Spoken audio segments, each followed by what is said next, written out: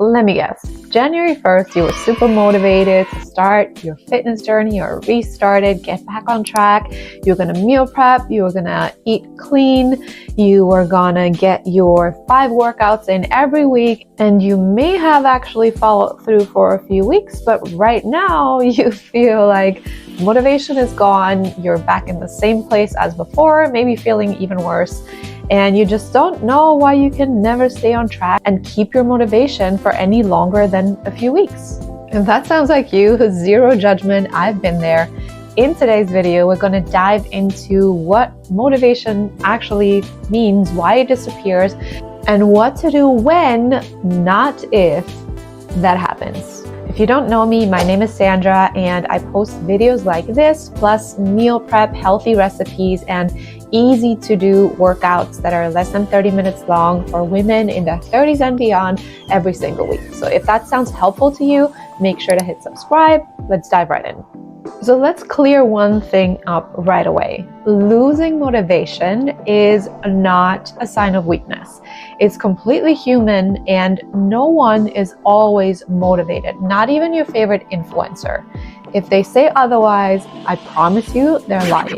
Now, with that said, there are a few common reasons that we tend to lose motivation, especially as women in our 30s and 40s with very busy schedules and a long to-do list, countless responsibilities, where most of them include work or taking care of other people, not so much ourselves. Here are the 4 most common reasons that I found we lose motivation. And this is from my own journey, my own experience, as well as the women I talk to every day and the women I get to work with. So reason number 1 is our mindset. You might have heard of the infamous all or nothing mindset, black or white thinking.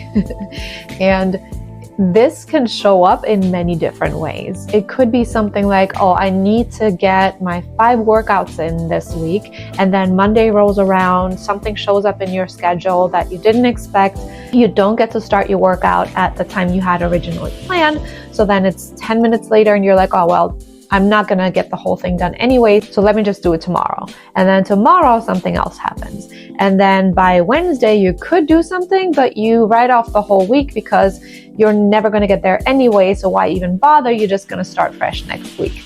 The same thing happens with our nutrition as well. Feeling like, oh, I had this one snack or bite or one meal that wasn't what I had planned for, what I should be having, so let me just start again tomorrow or on Monday or next week. Besides all the confusion with nutrition and what workouts to do, this was probably the number 1 thing that kept me stuck for years. If I had accepted that my mindset was a problem sooner, I would have gotten results much faster and in a much more enjoyable way.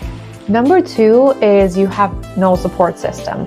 You're there for everybody else. You take care of your family and meet all your deadlines at work. You're there for everyone. But when it comes to self-care, it's an afterthought that just feels like a luxury that you don't have time for. Number 3, not knowing what to do. So feeling confused about what to actually eat, what workouts to do, having done all sorts of diets or workout apps in the past and never really gotten the results can feel really frustrating, and starting from a state of confusion doesn't tend to lead to any kind of motivation or consistency. And number 4, trying to rely on willpower alone. Motivation is like that one friend that like hypes you up when you're talking about all the things that you want to do, but then completely ghosts you when it's actually go time. Okay, so now that we have that out of the way, let's talk about solutions. Small tweaks that actually work, even if you don't have all the time in the world, and even when you're just not feeling it. So number 1, lay out your workout clothes and prepare your gym bag the night before. You've probably heard this one and it sounds basic, which it is, but it actually works. The less space you give your brain to make a decision in the moment, and the more you can set things up in a way where it's all ready to go, the better. Which leads us to number 2, having meals prepared or at least pre-decided. You don't need Pinterest level aesthetic pretty meal prep. just knowing what you're gonna have and taking maybe 30 minutes out of your Sunday to plan ahead for the week a little bit is going to make a world of a difference. And if you want an example of what meal prepping in less than 2 hours for an entire week can look like, watch this video right here where I prep all of my lunches and dinners for an entire week in less than 2 hours. Number 3, create a pump playlist.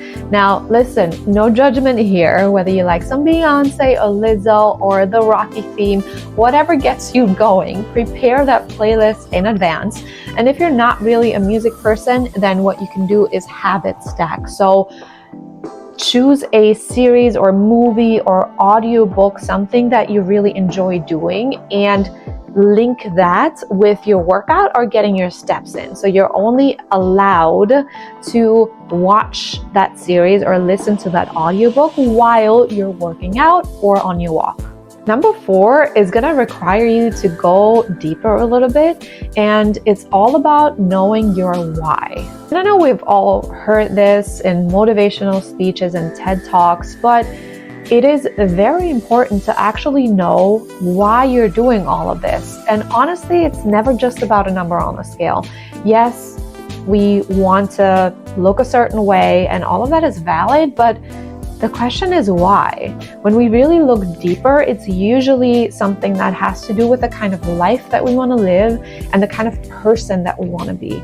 So it might be all about being able to play with your kids without feeling out of breath, or a kind of activity or sports experience that you want to have that you can't really comfortably do right now, what you want your daily life to look like, the kind of confidence that you want to have, how you want to feel, and who you want to be as a person that sets a goal and follows through, a person that takes care of herself, someone who says they're going to do something and then actually does the thing. So I'd really encourage you to take 30 minutes to an hour and really imagine your dream life, and why does this health and fitness journey matter? What kind of life or identity is it going to give you? And then number 5, focus on process goals versus just the result. So it's great to have a weight loss goal, like I want to lose 15 pounds. That's completely valid and nothing wrong with that. But we don't want to focus only on the number on the scale. There are other physical progress markers that you can still use, like measurements, strength. But besides that, focus as much as you can on the process itself. So for example, I want to work out 3 times this week. I want to get in 8,000 steps every day this week. I'm going to have 2 or 3 high protein meals. I'm going to eat X amount of calories, X grams of protein. So focus on the process as much as you can, because the process is what's going to get you to the result. But we can't always control the timeline of the result. What we can control is our action steps to get there. And it's much more rewarding and motivating to focus on what we can do versus feeling out of control and like we're just not getting there, even though it might just require more time. And now here's the hard truth that nobody wants to admit. No one is always motivated. I promise you. Not your favorite influencer, not your favorite celebrity, not me, and not your fit, perfectly skinny toned neighbor who somehow loves to eat kale every day. She's lying. What keeps you going isn't motivation, it's the systems you build, the habits you set up, the small wins every day, the process that you're creating and actually able to stick to. The kind of life and identity that you're working towards that's exciting, and eliminating small obstacles along the way that take away the decision of whether you're going to do this today. Like, oh, am I going to work out today? Am I going to the gym? Am I going to have the healthy, balanced, high protein meals? Instead, preparing as much as possible in advance so that in the moment, when you don't feel like it, because 90% of the time you won't. The healthier option is already set up for you. It doesn't require any extra work. And by showing up for this challenge and putting yourself in a position where you're doing something new, you're stepping outside of your comfort zone, you are already on the path of building momentum. You don't need to be perfect. Nobody is. You just need to keep showing up. So here's what you're going to do next. Pick one of the small motivation hacks that we talked about today to try out this week, just one. And then find a time, maybe for 30 minutes, where you really fully imagine everything that you want out of this health and fitness journey. What kind of life is it going to give you? Who are you going to be? And then write down that why, or a short summary of it, somewhere where you're going to see it every day, whether that's on your fridge, in your mirror, on your phone screen, somewhere where you're going to be reminded of it every single day. Now drop a comment below and tell me which one of these motivation hacks you're going to try. And remember that motivation will come and go. That's just how it is. But the version of you that you're building in the process, that's what it's all about.